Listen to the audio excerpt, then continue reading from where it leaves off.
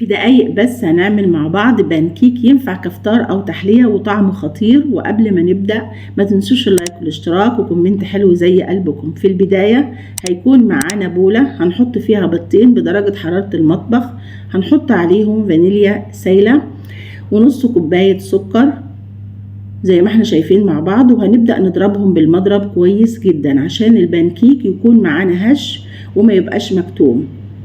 نضرب لحد ما يفتح لون الخليط، دي اهم مرحلة علشان دي بتكون سر نجاح البانكيك. بنضرب لحد ما يفتح لونه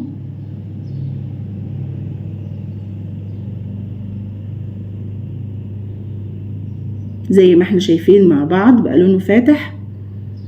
بعد كده هنضيف ربع كوباية زيت وربع كوباية زبدة سايلة كله بدرجة حرارة المطبخ، وبعدين هنضيف عليهم كوباية ونص دقيق نفس الكوباية اللي عايرنا بيها في البداية، وهننخل الدقيق كويس جدا علشان ندخل الهواء ويكون البانكيك هش معانا.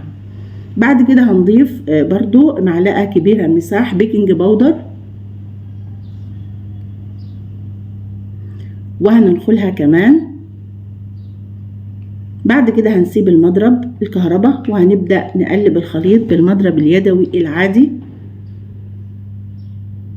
بعد كده هنضيف كوباية حليب دافي مش ساخن، نضيفها شوية بشوية لحد ما القوام بيظبط معانا. هو القوام ما بيكونش لا تقيل ولا خفيف، هو أتقل من نقلب مع بعض عشان في اختلاف ما بين دقيق والتاني.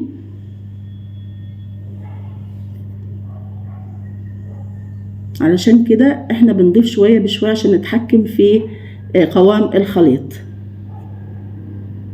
زي ما احنا شايفين مع بعض.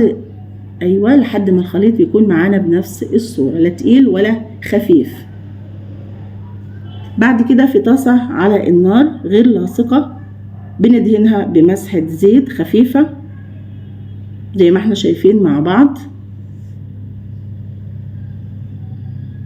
بعد كده هنحطها على نار متوسطة مش هادية، هننزل بالبانكيك بالشكل ده. بعد كده هنسيبها على النار مش اكتر من دقيقة على كل وجه لحد ما تظهر الفقاعات معانا بنفس الصورة. خلاص كده نبتدي نقلبها على الوش التاني بنفس الصورة. بياخد على كل وجه حوالي دقيقة على الوش الأول والدقيقة على الوش التاني. بعد كده هنشيله من على النار ونبرد الطاسة ما بين كل واحدة والتانية. بعد كده هنبدأ نحط واحدة تانية زي ما احنا شايفين مع بعض لحد ما تبتدي تظهر الفقاعات معانا بنفس الصورة. نبتدي نقلبها على الوش التاني وهي ما بتاخدش وقت معانا كتير. ممكن نعمل الكمية كلها بمنتهى البساطة وبمنتهى السرعة. نعمل كمان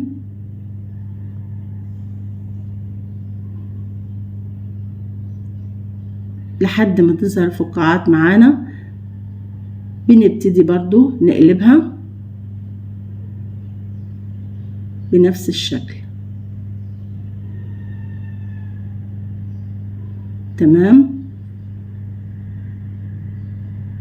عملت لكم اكتر من واحدة عشان تشوفوا مع بعض شكلها في النهاية بيكون عامل ازاي. بعد ما خلصت الكمية معانا هنبتدي نزينه بالصوص اللي احنا بنحبه. انا زينته بصوص الكراميل. واللي وصل معانا لحد هنا ياريت ما ينساش اللايك والاشتراك، واستنوني في فيديو جديد، ومع السلامة.